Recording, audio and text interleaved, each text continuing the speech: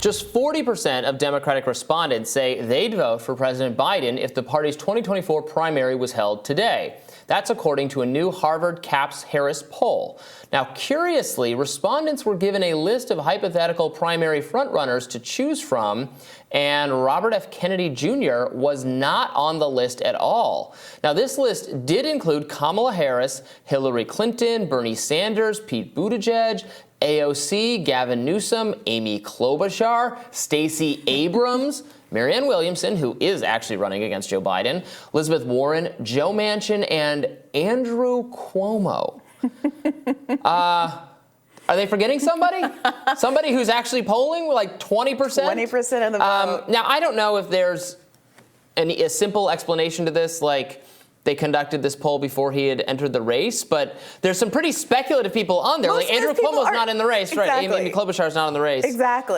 So I don't think Stacey that's an excuse. Stacey Abrams. I mean, Kamala Harris also, to be clear, is Biden's VP, yes. And is very much not running against Joe Biden either. So it's an absurd list. It's hard, and this isn't the first time this has happened, right? We've obviously covered a number of other times in the last month or two that these candidates have even been in play where they have been very visibly left off of lists and left out of articles. They used to always leave my boy Ron Paul off the list back in 2008, even though informally he was polling very high. He was the preferred candidate of veterans, actually, and he was out there saying that he wanted to end all the wars. And Rudy Giuliani would say, like, you're a traitor to our country. And he said, actually, all the people who actually who serve overseas, they agree with me. Yeah. And he was a case of him just getting totally ignored by mainstream. I mean, it's even more galling given the stat we read up top about how many Democratic voters don't actually want to vote for Joe Biden and who are looking for an alternative. I'm telling you, I'm having this conversation over and over again with people who are pretty firmly Democrats. These are not kind of the rebellious, independent, left-leaning Bernie types who wanted to stick it to the system back in 2016 or 2020. Not the me's. I'm talking to older family members and friends who just are not very confident that Biden can win, who are concerned about his mental state, who are concerned about his vitality, who are disappointed by some of the policy choices that he's made. The continued problems at the border, a child just died in custody, who are confronted with the hypocrisy of kids in cages and now nobody cares when Joe Biden's in charge. The oil drilling in Alaska. These are normie Democratic voters who want an alternative. And what we're seeing is increasingly their preferences are trickling out onto mainstream television in a way that cannot be contained despite these sorts of admissions. This was a really interesting panel that I saw recently on Fox News where they asked some voters how much being anti-war was a priority of theirs and who they thought best represented that particular interest. Let's take a look.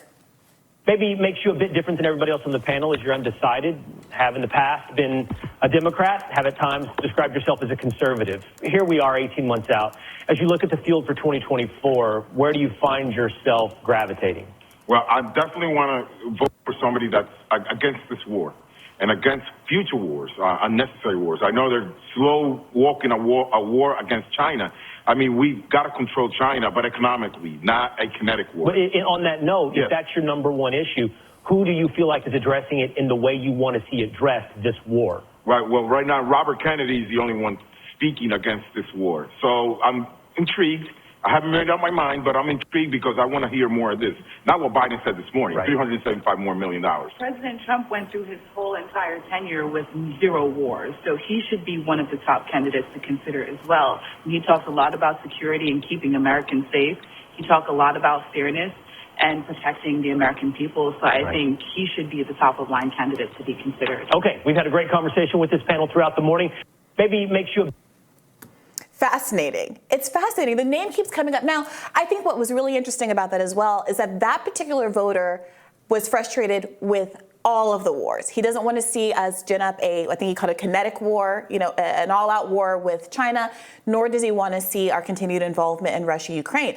That is notably a different position than many Republicans who are self-described anti-war Republicans have taken, where they have been very critical of the Russia-Ukraine war, but have supported Biden's military budget and have been antagonizing and seemingly pushing for an escalation with China. We saw that when we talked to Marjorie Taylor Greene just a few weeks ago on the show, and I asked her specifically, would be willing to make any cuts to Biden's unprecedentedly large $800 billion defense budget. She gave a clear no. And it will be interesting to me to see if voters start to disentangle who is really kind of comprehensively anti-war and who is more performatively anti-Ukraine war because they want to shift resources elsewhere on the globe. And Trump was not comprehensively against war either. Obviously, authorized the taking out of Soleimani, just one of the many things that happened over the course of his presidency that were contrary to his stated goals of breaking with the kind of Republican consensus on foreign policy.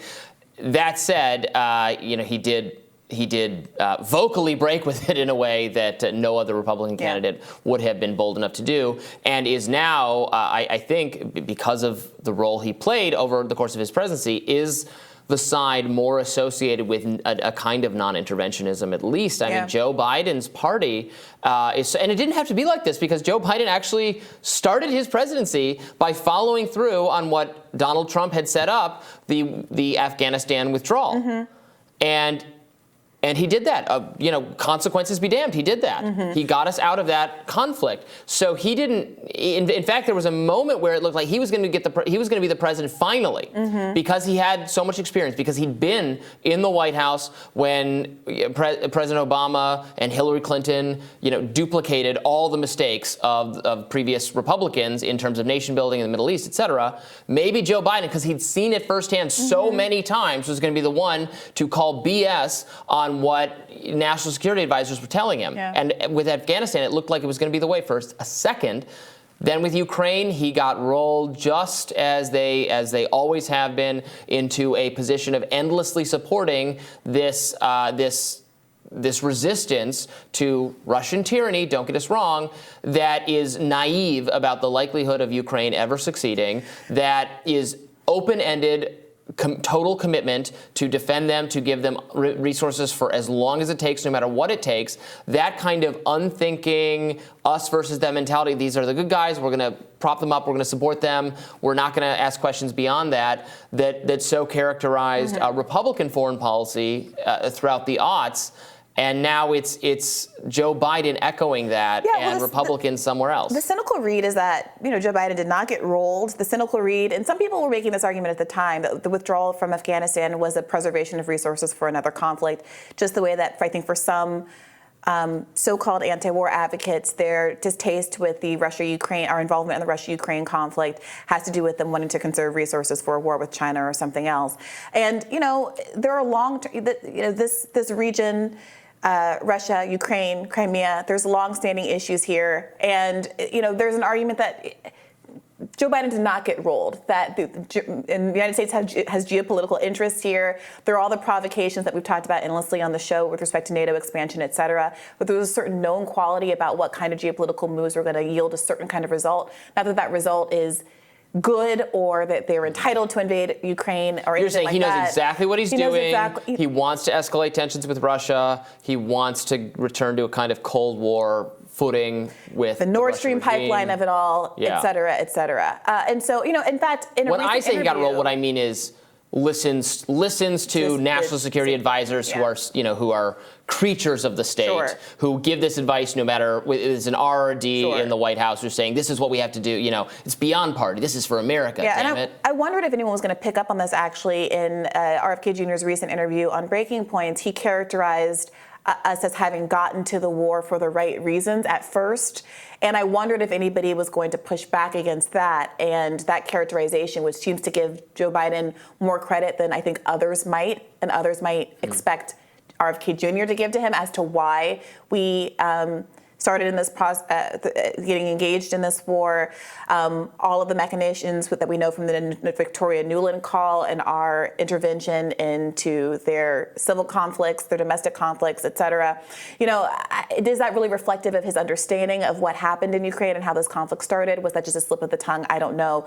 But I do think there's clearly a healthy appetite from American voters to hear more from all of these candidates about their perspective on all of the wars that are ongoing and that are potentially coming down the transom. And we're not getting a lot of that specifically from Joe Biden, who again has said there will be no debates so far. And we find out time and time again that everyday Americans do not share the foreign policy views of the elites, of the elite members of both parties, that they are more skeptical, that they're more America first by orientation, that they do tend to see kind of a zero-sum game in terms of resources going elsewhere, not resources being used at home.